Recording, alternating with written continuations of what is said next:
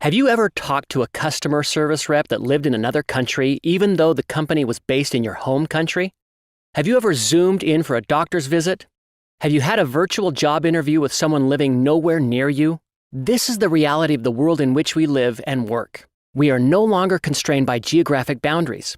As technology becomes more widely accessible and adaptable, so too do businesses. Where an employee lives or a company is headquartered is less and less important. Rather, a good location is determined by the available technology. This change has accelerated following the 2020 COVID pandemic.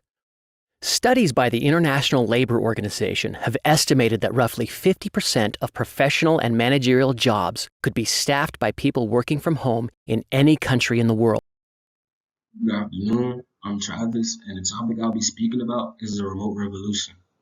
The article, The Remote Revolution Could Lead to Offshoring, describes different aspects of the remote transition happening all over the world.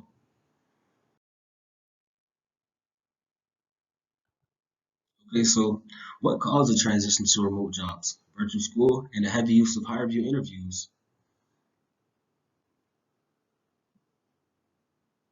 Well, just these last 2 years of as college students, we've witnessed so many new ways of life. With everyone trying to avoid COVID and stay healthy, employers and schools thought of ways for us to still excel and live a normal life. We can now work from the comfort of our homes. Whoever would have thought that the time where you wouldn't have to leave your home for literally anything would come so soon? We literally have everything within the reach of our hands. Like, I remember during the pandemic, we'd be in bed just in class. Okay, so right here I have three pictures that really describe globally how the remote world has been affected.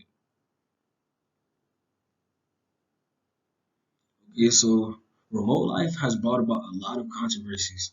According to the Washington Post, many countries like Brazil, China, and Nigeria are dwelling. They don't have sufficient internet to turn to a virtual world. China is describing this remote boom as one of the most disruptive forces to hit the job market.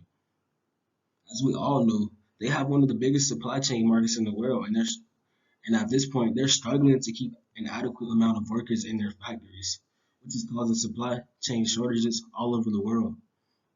In the United States, we're really feeling this shortage when it comes to tissue and many other things like that. I know we all remember when things were really scarce. On the other hand, as living in the United States, we're doing pretty good. We're prospering from this transition. Employers say workplace productivity has increased since this change, although depression and mental illnesses have arisen from being alone so much. Being alone so much really creates individualism.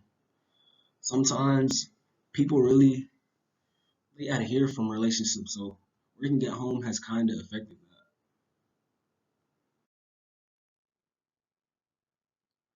All in all, being introduced to a remote life has created a really efficient world in many ways.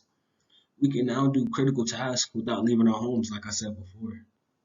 It has even allowed many countries to realize it's time to advance their technology and network. This foundation is the start of a very advanced future. The pandemic could be said as one of the worst times for many people, but then again, one of the best times. For our age group, we really got the best of it, honestly. Because now we'll have the option to work hybrid or even just work from home, like all in all.